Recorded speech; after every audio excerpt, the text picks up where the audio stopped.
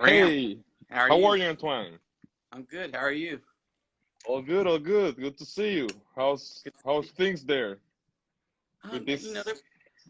it's pretty good. I guess it's like everywhere. You kind of get used to the new norm, which is working from home and just doing what we need to do to continue to be productive. So I'm sure it's the same on your end. Same here. Here is a little bit harder, as you may imagine. We don't do a lot of computer and work. It's more of labor of hands. But yeah, we're doing the best we can, and yeah, just waiting for all of this to be over, man. This honestly, this is like a very long, boring movie, like scary movie. Yeah, Uh, definitely. yeah. So what's been new with you? I know it's been a little bit of a while since I've seen you. I know Steve went on the trip that you Yeah. all had in December, and unfortunately I couldn't work. Just kind of, it was like, I guess it's like a precursor to all this. It was like work just kind of completely got off the rails, and I was like, okay, I need to fit some. Obviously, I need to stay here to fit some stuff. So unfortunately, I couldn't join you all. But Steve said it was a great trip, and he really got a lot out of it, and really had a good time spending time with you and Kevin and everybody else who was on that trip. Yeah, it was a very good trip indeed. We usually do when we do these kind of events, we don't try to go very big. We always try to show our factory as what it really is. We're not trying to sell something that we're not. We are a family business that is making cigars for a while, and we have some beautiful operations, Mm-hmm. and we just try to show everybody what it is, like very raw. In order to do that and to make it very authentic, we try to do it with a fewer people as possible. So very very small groups. This time was very very nice. We had a very good time.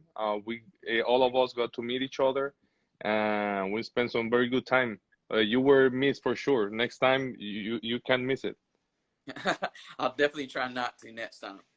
But those trips, like you said, are fun because I think you get a completely different perspective once you see the factory and the fields, and you get to spend time with the brand owners. You don't get a lot of that in the industry, so a lot of those opportunities to kind of really see where things are made. For us, it's a lot of times you just see the end product. You see whatever makes it into the humidor, and that's only a small part of the process and the whole industry, really. Yeah, that's truth. That's truth. Yeah. So what I wanted to start to do with these, I know we're under stay-at-home orders here, and like you said, you're kind of stuck in terms of what you can do and what you can't do right now. Because I wanted to take this opportunity while we're all kind of quarantined together to kind of expose people to different brands, so that once things do kind of let up, you might have a completely different perspective or idea about a different brand that you may never have tried before. So I know El Artista is one of them, because when you really get to know El Artista, I mean, you all have a lot of different brands and a lot of fun projects, within that brand. So I wanted to help people to get to know who you are and also what El Artista is all about. All right, all right. Sounds very good. Yeah, in this time, I think I've been actually enjoying quite a lot doing this kind of a live on Instagrams and in other social medias. Unfortunately, we cannot socialize and have a cigar together, Right. but this is a very nice experience. Yeah, it's fun to see that so many brands have opened their doors, because I don't know about you, but like that first week when it was like you have to stay at home, it was like, well, what do I do? Yeah. Oh Because yeah. it's a Oh very my. social, and I had trips planned out and everything. So I was just like, oh, like I just stay at home, and how do I interact? How do I get that same traction that I was going? It's like I couldn't just disappear for however long this is going to last, and come out the other end. So I'm sure like you're the same way. So it's Oh nice that, yeah. that Definitely. you and other brand owners have been so available and so willing to kind of come on these things, because it's nice to talk to you all and see you all in a more casual setting. And like I said, it's a nice kind of way to kind of bridge that gap that we have for right now until we can go back to in-store events and trade shows and everything else that kind of goes on with our industry. Yep. Yeah, definitely.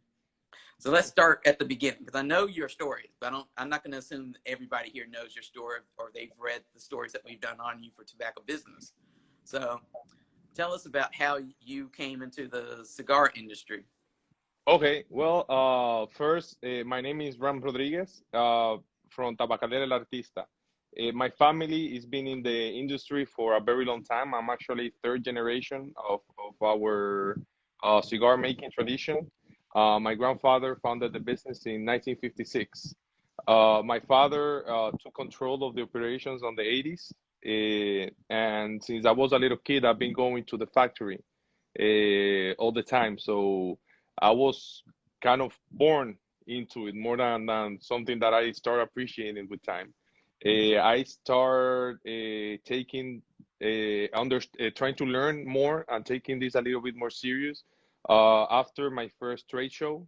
That was I was 16 years old actually. I was underage. I don't know how that happened, but it did. And after that, I realized what happens with the cigars after you just put them in a big container and it leaves the factory. Then after that, I realized that there's a big culture around the cigar making, and there's a very nice community of cigar smokers all around the world. And I fell in love of the industry. And since then, I've been focusing on trying to learn as much as I can in order to take a control of the factory eventually.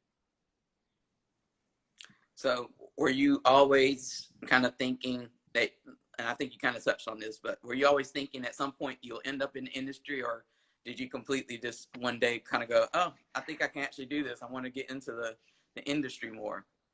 Well, when I was a kid, I never saw myself working 100% in the industry, the truth. I always liked the tobacco industry, but I liked other stuff. And I was thinking that, like, oh, when I go to college, I'm gonna be a doctor or something like that. Right. Yeah, but after that IPCPR, it was when I realized that I wanted to be part of this full time. When I went to college, I studied industrial engineering here in the Dominican, but I also did a associate degree in upstate New York.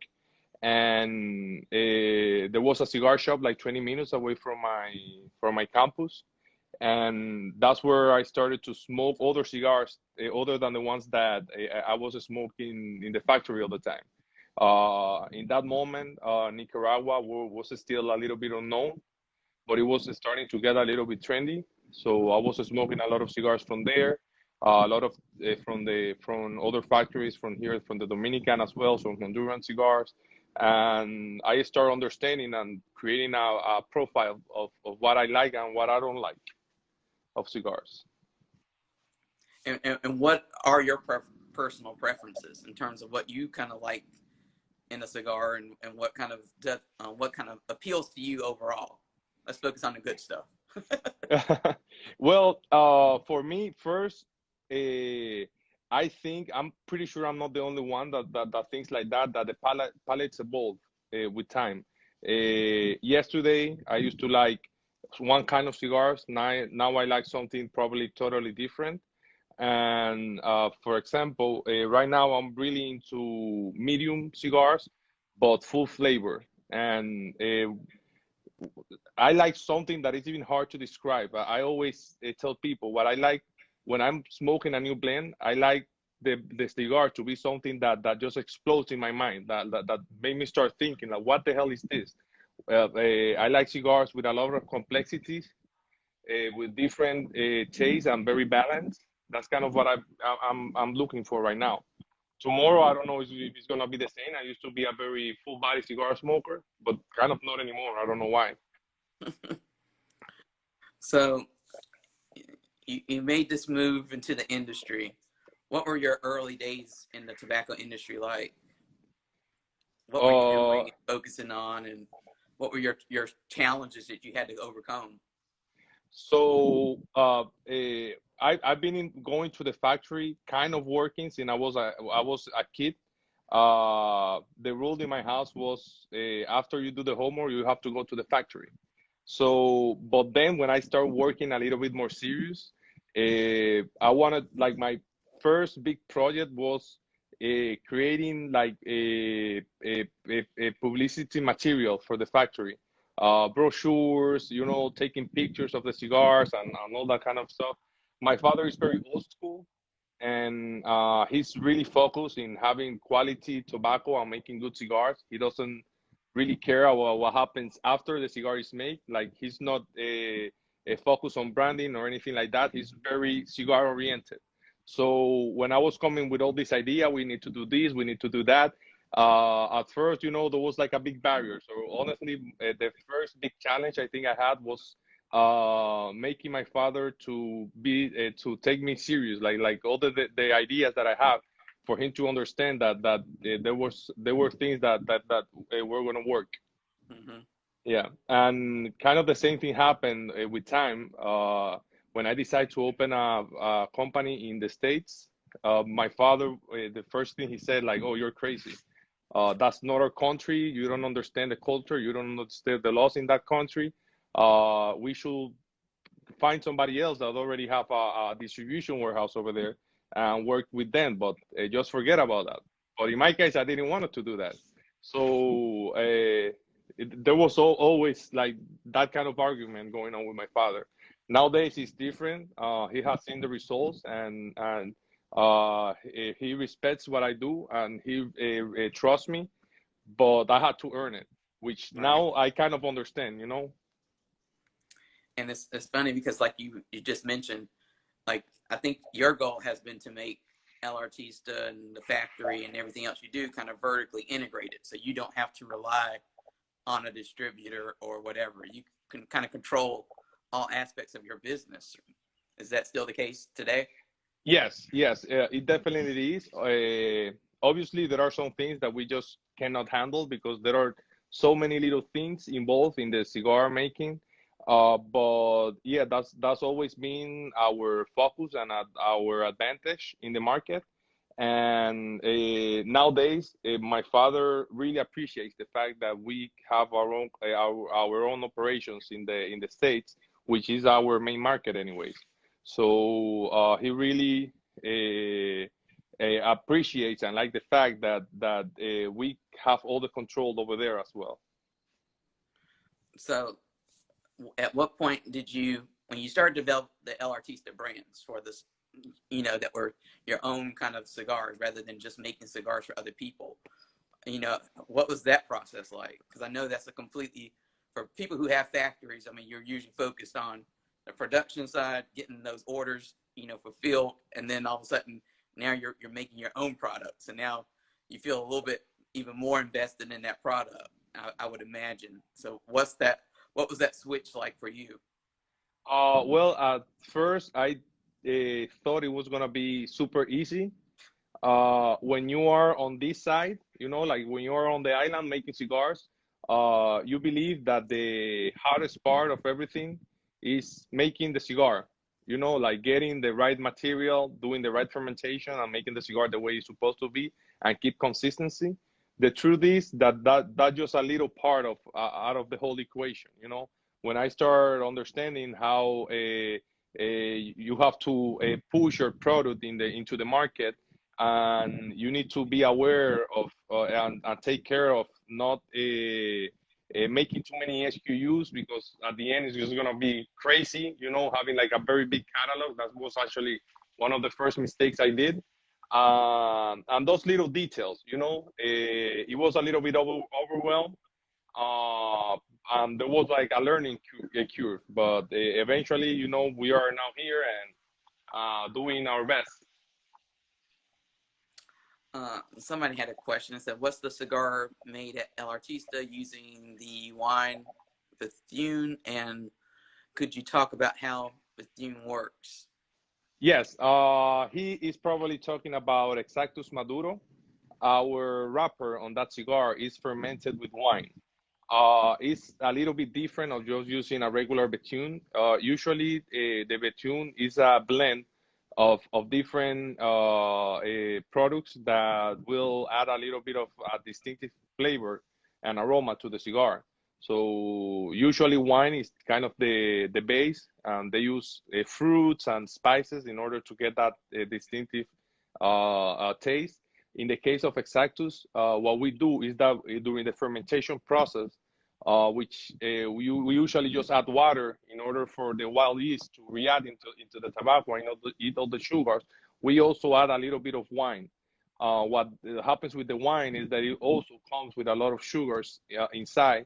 So there's more food basically for the wild yeast to react into it. So the color is usually a little bit darker, more oily. And that's why we do that the wine fermentation process with the Cyctus line. So what would you say is the kind of best-selling El Artista cigar right now? Right now is the Buffalo 10. This cigar right here.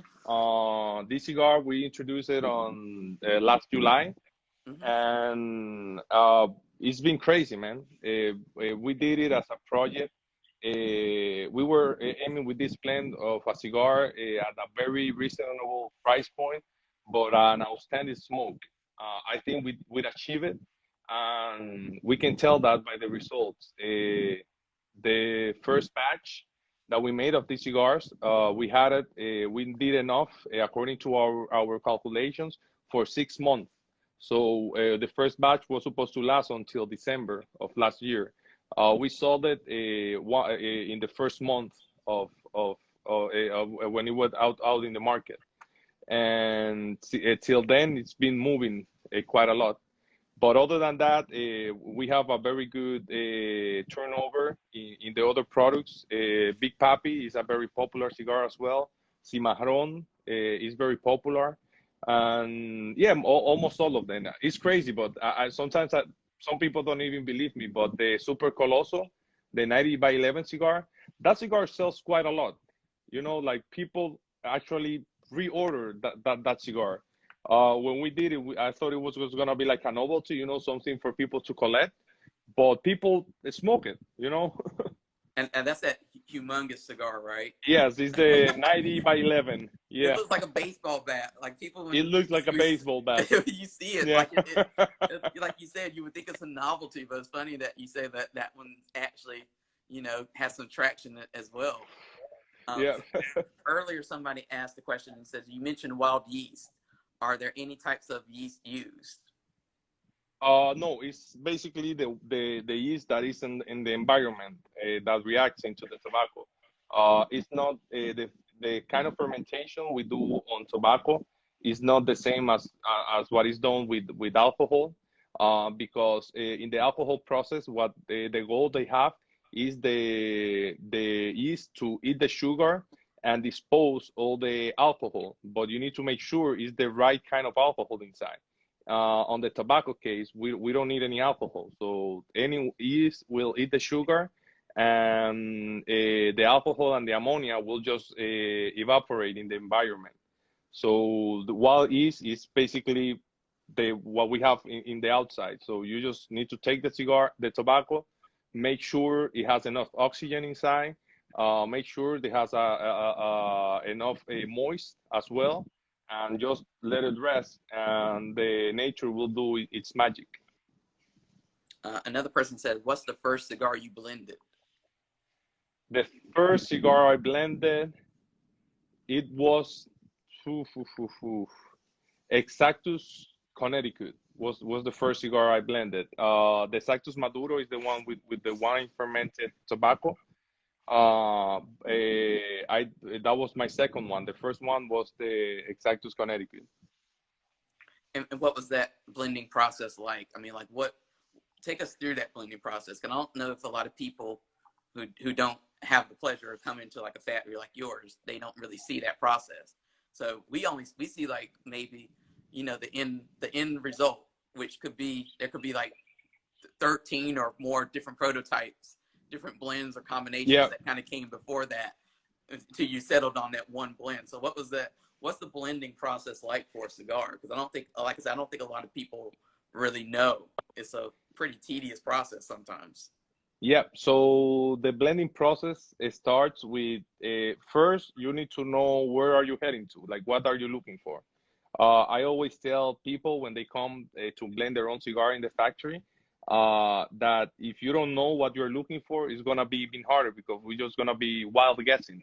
Mm-hmm. So when you know and if you give as much details as you can, we're gonna be able to think what kind of tobacco will get you those notes that you're looking for.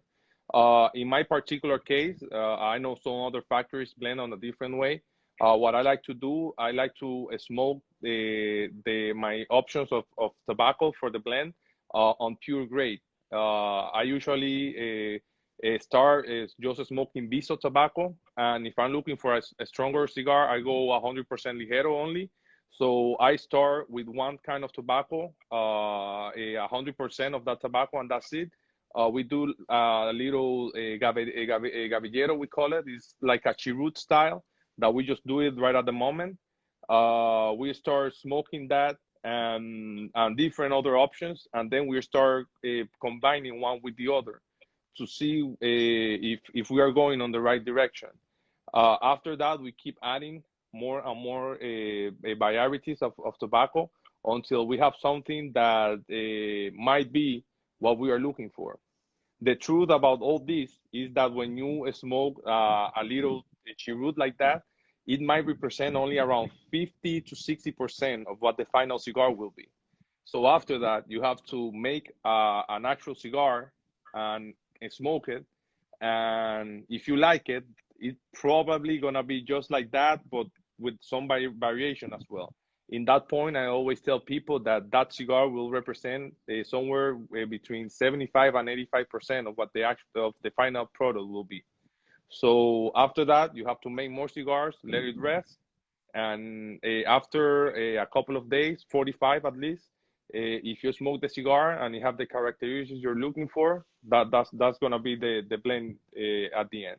So it takes a lot of time because you need to make sure that the cigar rests. If you make a cigar that you like right at the moment, that doesn't necessarily mean that the final product is gonna be like that. So it's a very long process, and you with experience you start understanding a little bit and about what percentage of seco, ligero, and viso you're gonna use depending on the kinds of tobacco you're using, what kind of binder you're using, what kind of wrapper you're using.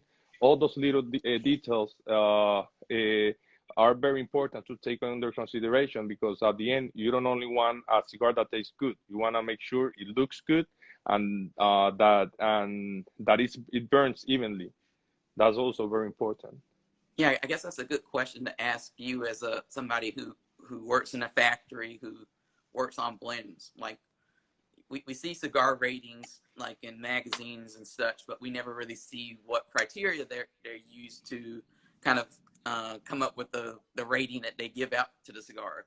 So for you, especially like in a factory or as you're working on a blend, like what are things that you're looking at from a cigar in terms of how you rate it to be like good enough for your standards to put out into the market?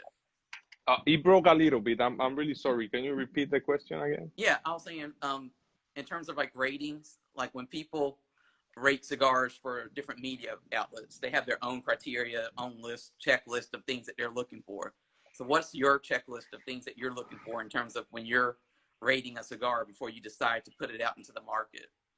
Well, at the end, it all depends on what I'm looking for on the taste profile. When you have that clear, and the cigar, you have consistency on the blend. In my case, I focus more in the other characteristics that to see if it's a cigar that I feel comfortable taking it out to the market. So if I made a blend and the cigar is good, actually the final step before going to regular production is that we do a test run. In that test run, we usually make somewhere between 500 to 2,000 cigars. that kind of imitates of what they're gonna be doing in the rolling facilities and how the cigar in the regular production is gonna be like. After that cigar is rest, I start checking, making sure the quality is there, that the cigar looks good, that the draw is good as well, and we start smoking as much as we can. In my particular case, since I travel a lot, what I like to do is like I like traveling with that blend that I'm working with.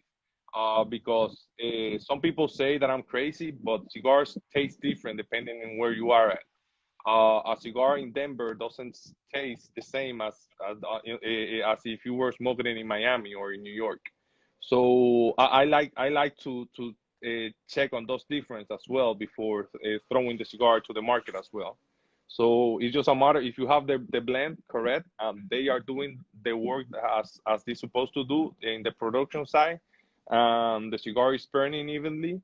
It's just a matter of smoking as much as you can from the test run, just to make sure that they are doing the blend the way that it's supposed to be.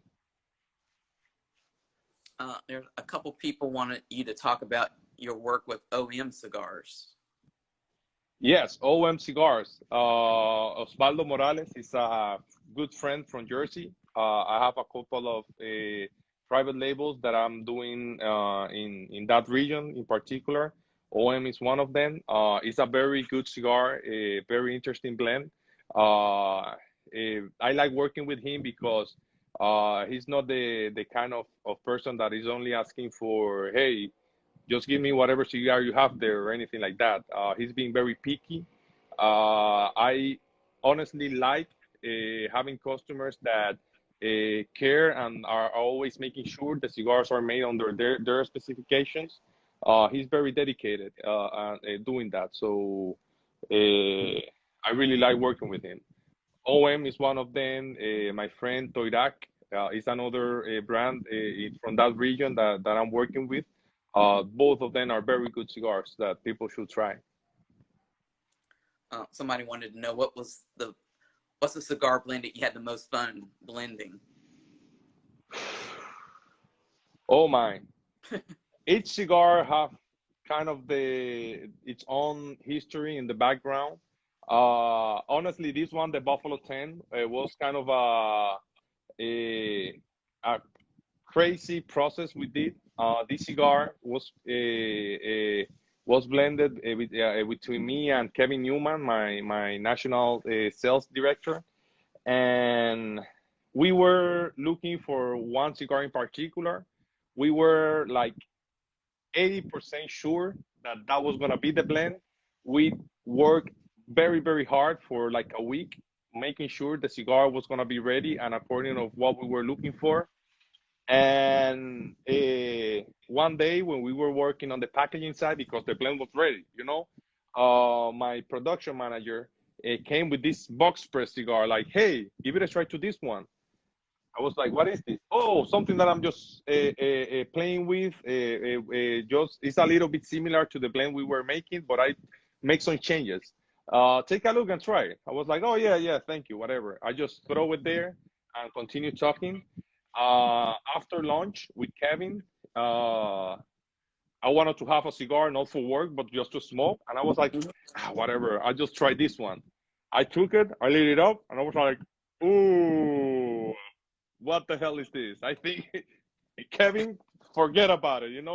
Actually, Buffalo 10, it was gonna be a 10 count pack, and because we did this one, the box spread, it looks a little bit nicer, just 5. But we like the name anyway, so we were like, oh yeah, it's gonna be Buffalo 10. If you want the real thing, buy 2 5-packs, whatever.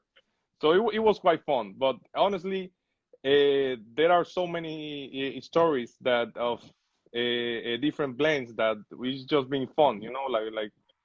That's kind of one of my favorite parts of the cigar making process. And people want to hear the story behind Pulita. Yeah, so Pulita was the nickname of my grandfather. Pulita 60 Aniversario is the cigar we did to commemorate our 60th anniversary.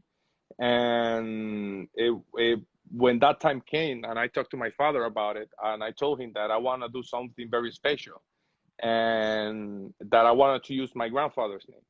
Uh, you know, my grandfather was the founder of the company, and a lot of people still talks about Pulita in my town. So it was something that we had to take very seriously. I talked to my grandmother even about it, like, hey, do you feel comfortable of me using my grandfather's name for a brand? She agreed, and we start looking for what blend we were gonna use on that cigar. Uh, what I wanted to do is something to resemble of what the cigars we used to make back in the 1956 when we opened the factory. I started looking for very old blends from that time, and I realized that the tobacco they were using the most was the Negrito tobacco. The Negrito was a tobacco that was very popular all the way up onto the mid 60s, but it lost popularity over easier to grow tobaccos. And when I asked my father about that tobacco, he just told me like, it's something that you don't find out there anymore. It's kind of rare. I was able to get some seeds from the Dominican Tobacco Institute, and we started trying that tobacco, and we came up with a very nice quality, wrapper quality tobacco, and we decided to use it on the Pulita. That tobacco, the Negrito, I'm now also using it in other cigars because it's so distinctive and so unique that I really like it. It's just a different tobacco, and it's something so authentic from my country that I really enjoy using. What have you learned about yourself since you've been kind of at the forefront of the blending and kind of representing the brand El Artista? I'm sure it's been a learning curve probably for you and a learning experience. Oh yes, yes. It's been a very good learning experience. I've learned a lot of things. Uh, my father has been a very good mentor, and I really appreciate that. And he usually don't go that hard on me when I make a mistake. I think what I've learned the most out of this is that I'm more stronger than what I thought before.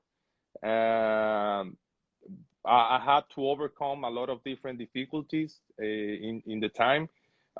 Even nowadays, that the industry is changing so much and so fast, and I feel before, like for example, now with all this FDA and all this stuff, I'm pretty sure when if all this were happening when I started, I'll be probably selling, I don't know, toasters or something like that. But now I feel very comfortable, confident of that. Those things are things that we will overcome eventually, and the business will continue. And yeah, like I think I'm able to handle all of this. Yeah, and I guess from your perspective, I mean, you just mentioned like FDA as being a big challenge for a lot of brand owners right now. So besides FDA, what's your biggest challenge? Besides FDA, Besides FDA, because that's usually everybody's go-to. They go FDA. So I'm gonna take yeah, that out of play. yeah. Well, I think my biggest challenge right now is being able to continue making good cigars and continue getting recognition of our brands in the market, and just to overcome all this political BS, you know. Not only FDA, but all over the world, there's a lot of pressure against the tobacco industry. So, and the truth is that is the biggest challenge right now, you know. Somebody had a question. It says you've worked with Heritage Seed. Did you have to experiment with soil selection to determine where it should be grown? And how about water demands of the plant? Yes. So the truth is that my father is the one that handles most of the tobacco growing part, but I'm involved on it as much as I can. But yes, the quality of the soil is a very important matter. And actually, one of the first thing everybody do when they're gonna grow a cigar in a new field is to test the soil, looking for the micro and macro nutrients on the soil. And the water demand is is something also very important. A couple of years ago, we had a very strong dry season, Mm-hmm. and those kind of things happens eventually every now and then. So we have to work very hard with our agronomists and geneticists, trying to develop seeds that can handle today's climate change, which is quite a big challenge as well. Speaking of challenges, I mean, the whole industry right now is facing the challenge of getting past COVID-19, the coronavirus. So how has the coronavirus affected the factory and El Artista? Yeah, so when everything started here on the island, like 6 weeks ago, oh my, we shut down the whole factory. We are like, for us, our personnel is top priority all the time. And since we are such an old factory with a very small turnover of employees, we have a lot of people that are old that are still working in the factory. So for us, the first thing we did was to suspend them from work just to make sure they're safe. Right now, we have out of the 750 employees, we only have around 60 working right now. And next week, we're going to increase 20 more. And our plan is to increase on a very slow pace, just to make sure we are handling all the measurements we have to take on the right way. Now we are taking the temperature of everybody before coming into the facilities. Now we are gonna install some sanitations cabins where people have to go pass through before getting into the factory. That's basically a machine throwing a mist of sanitizer in their clothes. And yeah, like we still have demand. We actually have a lot of orders that we need to deliver, but we are not ready yet to just to work as usual because we need to guarantee the safety of our personnel first. So do you have a date or time in mind where you think you might kind of be back at full capacity? For full capacity, I don't honestly, we don't know yet, because in order to do that, we need to make sure everybody's going to be safe. In the meantime, we're gonna be adding up more and more people, and hopefully for within 2 weeks, we're gonna have at least 200 people working, but very safe and controlled. We are actually in need of getting as much personnel as possible, because the business is still running, and there Right. are a lot of processes that we just not can just forget about it and just wait for when everything comes back to normal. So, but unfortunately, no, like with this is so odd, like and so unpredictable that there's just no way for us to guarantee that, oh yeah, tomorrow we're gonna have everybody working as usual. And then on the El Artista side, I mean, have you had to adjust any of your marketing plans or any releases you had Oh planned yeah. for 2020? Have you had to like pivot and say, well, maybe not now, or we'll do it this year, but it might not be when we thought it'll come out? Yeah, well, I was supposed to be in Norway right now doing events. We had canceled so far around 20 events in 6 different countries, Wow. including two with David Ortiz in the New England area. So yeah, everything just stopped.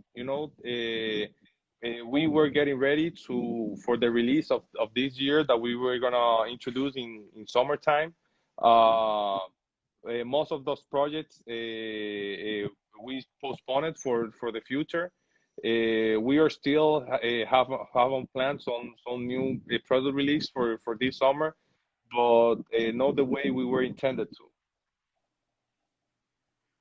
You just mentioned David Ortiz, and I don't think we can have an interview about El Artista without talking about him. And I know he had a bit of a scare in the last couple months. So how is he doing now? How is that cigar brand doing too? The cigar brand is doing fantastic. David Ortiz is very good as well. Honestly, after all the troubles and complications he went through, I thought I was expecting to meet a new David. After everything, I went to his house around like 4 months after the incident he had here on the island. And when I saw him happy and just talking to everybody, just as usual, I was like, okay, thanks God, he's the same David. You All know, right. he's the same. The same. He's taking a little bit more serious, like the security part of everything compared to before, because he's always been very relaxed. But other than that, he's the same. The same David as usual. I know because I think you all were just getting ready to release a new David Ortiz cigar as when that incident happened, and so he wasn't able to promote it like he was. But then I know that he came back from it, and he was on national TV talking about that cigar. And I remember seeing that newscast where he was sitting there with the different new sports people, and he was like, "Oh, I'm gonna smoke this cigar," and they're like, "You can't smoke that here." He's like, "I can if I want to." And I remember like the next day because we had such a spike on our website from people looking up that cigar. So I was like, he's doing his part to promote the brand. I was like, there's David Ortiz. Oh It yeah, was oh yeah, funny. and that's David. You know that like those kind of things that's him 100%. Yeah, and it really helped to the brand. The fact he did that, yeah, and that was hilarious. I had no idea he was gonna do that. Yeah, because I think I woke up the next day and I was like, what happened? I was like, because I mean, we had put the press release on there like months ago, and Yeah, it was just like overnight. It was like right up there. Like everybody was searching for it. So yeah, I was like, wow. I was like, well, I guess he's back. yeah. Oh yeah. So, I mean, you're in the Dominican Republic. So, and I know a lot of us are in our respective countries, but like the U.S., I know we're still kind of grappling with how to get over coronavirus and how to get back to some normal. But what's it like for you and other people in the Dominican Republic? Because I know it can be a slightly different experience for you all. Like, what do you think your new normal might look like? Uh, yeah. This distancing and sanitation all over the place. I think that's gonna stay for a very long time, at least for what I can see. Mm-hmm. Here, we've been in a curfew from 5 p.m. to 6 a.m. every day for a long time now. Uh, Everything is shut down, basically. Only free trade zones and essential business are open. The government, the police is arresting anybody that is out without any permission on the streets after 5 p.m. Uh, it's just crazy, this is kind of surreal. Uh, I think we're not that bad. We have around 6,500 cases so Mm-hmm. far. Just waiting for the curve to be a little bit flatter. I'm just waiting, man. It's just a matter of wait. In the US, I know things are a little bit different. Uh, you guys need to be safe. Dude, like 1 million people infected. That's quite a lot. Yeah, but I mean, depending on who you speak to, it's like, oh, it's just a million people. Everybody will be okay. I mean, I guess they're looking at the recovery rate, which doesn't always get it's not always discussed. So that is a big part of it too. But yeah, I mean, it's strange because I know like this time of year too for the cigar industry, it's like we're all usually working towards that summer trade show, PCA, IPCPR, and this year I think we're all kind of waiting to see like, well, is it going to happen? Is it not? How do you prepare for it? It's just it's a really different year. Just It trying is. to It work out is. the logistics for something that's like to get back to some normalcy and not knowing when that normalcy is, and like you said, not wanting to take a risk when you don't have to. Yeah, yeah. I don't think IPCPR is gonna happen, man. Yeah, I mean, a lot of people have placed their bets, I would say. I'm Oh going to be yeah, neutral. A lot of people have placed their bets, so yeah, we will see. But it's difficult because I know for me, like I'm already a germaphobe, whether we have coronavirus or not, and I'm always worried about germs, and so this situation doesn't help me or my nerves, and being in big crowds of people right now. Um, no, I don't want to bring anything back. I don't want to make my family sick. I'm sure yep, other people are the same way. I think everybody has somebody in their family who's a little bit compromised in terms of their immune systems. We don't want to put anybody in danger, but at the same time, we want to, keep doing business. So I think I've seen a big, I don't know if you have, but I've seen a big shift to the digital because it's the only safe way to continue to market and interact yep, with people right now. So, I wouldn't be surprised if we saw in that if PCA does not happen, a physical trade show, I wouldn't be surprised if we saw some type of virtual event that maybe that kind of brought everybody together in some way. How that would work, I maybe, don't know. yeah. I mean, it's a bit logistical issue, but It we'll is, it see. is. But maybe that's what's gonna happen. I see this trend of digital communication. I think that this is gonna remain after all these crazy times are over. Yeah, and I hope so because, like I said, it's like, I mean, if we were functioning normally, I mean, I would be in my own. At this time of day, it's like I'll be getting ready to wrap up my day to get ready for a 40-minute to 45-minute, commute.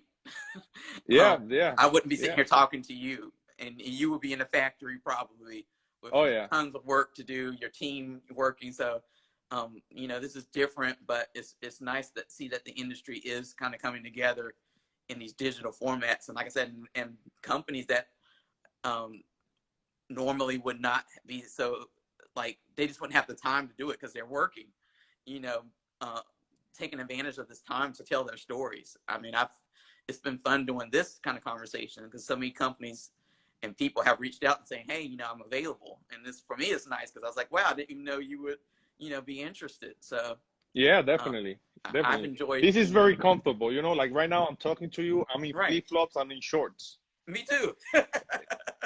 That's perfect, right? Exactly. Yeah, it's like we're not in the usual like business suit and whatever. There's not a crowd of people because usually when I see you, it's during a trade show, and you usually have a big crowd of people. We have maybe a 15-minute block of time set aside where we talk, and it's like very quick. And you usually have to kind of get out of there and entertain some people. So it's been nice to, like I said, to take advantage of this time. Yeah, definitely, And definitely. so I know you don't want to reveal everything that's going on with El Artista, but are you able to tease anything that people can expect from El Artista? Do you have any virtual events that you're planning, basically? Do you have any, you know, interactions online that you are going to roll out in this time to kind of get people involved with the brand? Well, we are already participating in virtual launches, a lot actually, and from all over the world. We've been doing that. Other than that, we have plans of doing some virtual herf for El Artista cigar smokers out there. In a couple of days, we'll come up with that idea as well. And other than that, for this year, we are working. We actually already have a plan for a new Buffalo 10 that if conditions permit, we're gonna have it by July. And other than that, we are working with some rebranding our Puro Ambar line. We're doing some little changes on the blend and on the design of the product for this year. Uh, we have some other projects that soon all of you guys will hear about it. But for now, we decide to postpone it. Yeah, just waiting for everything to be normal. One of the positive things of this is that we've been having a lot of extra time to think about new ideas. Hmm. So yeah, we're just waiting for that, waiting for all this to be over and bring all of them. Somebody did ask the question, what's the hardest tobacco to deal with from seed to cigar? Negrito is pretty hard. Like in the growing process, is hard. In order to get wrapper out of it, is one of the hardest, I'll say. One of the common tobaccos that is not that easy to work with, at least here on the island, is the Piloto Cubano. Piloto Cubano is a very perfumey smell and taste. I really love that tobacco, but it's so hard, and you get so many diseases on the farm that you need to control. I think Piloto Cubano is one of the most complicated, at least here on the island. One of my last questions for you is you do have an international presence, which I think a lot of brands need, just because even without coronavirus and pandemics going on, I mean, having that strategy where your brands are in this country, not just in one country.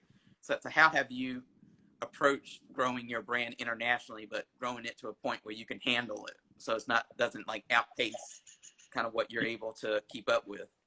Yes, we are usually very selective with who we work with.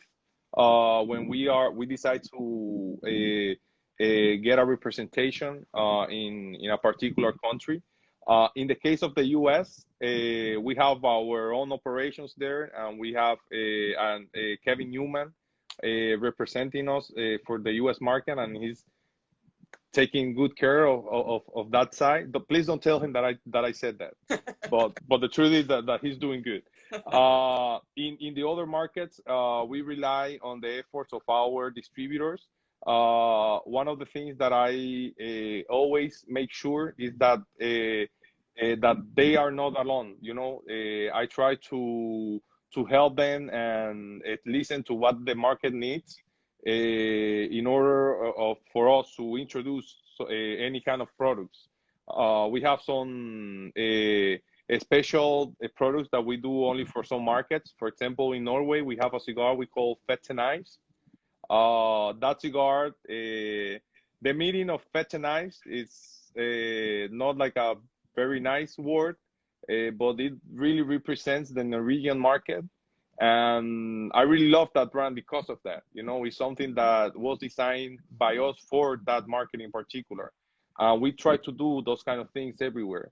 We have some very good distributors all over the place. My friends in the Klein Lagos in Germany, for example, Dios Tobacco in Austria, Nordic Cigars in Norway. And yeah, we just try to listen to them, try to understand the market as much as we can in order to do a good job, and not only letting them to do all the work and just letting them buy whatever they need. Well, I mean, believe it or not, we're kind of at the end of our conversation. But what I wanted to do is if people want to continue to follow you and follow the El Artista brand, like how can they get in touch? What website should they follow? What social media accounts should they look for? Yeah, so look for El Artista Cigars on Instagram, on Facebook, and Twitter. My personal one as well, ram.rguez. That's my personal account. Also, our website, elartistacigars.com. Awesome. Well, like I said, it's always a pleasure to speak to you. I don't think we've ever been able to have the chance to speak this long without, like I said, being interrupted by a trade show going on in the background. So it was fun to kind of hear about all of the brands. I think and people have some great questions today.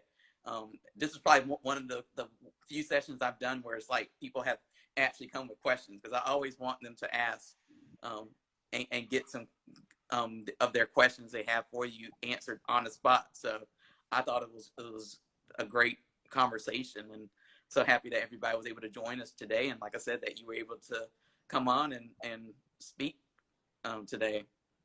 Yeah, thank you very much, Antoine. Yeah, was really nice to talk to you in a more quiet environment. Yeah. Yeah, to everybody there, thank you for smoking at Artista.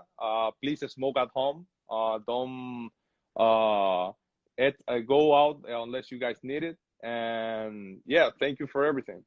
Yeah. Well, until our next encounter, as I've been telling people, I hope it's sooner rather than later. But I look forward to seeing you in person, and maybe with a little bit of safe distance Yeah. and hand sanitizer. But I Yeah. look forward to whatever our next encounter is. All right. Thank you so much. Have a great Thank day. you. Bye-bye. Bye.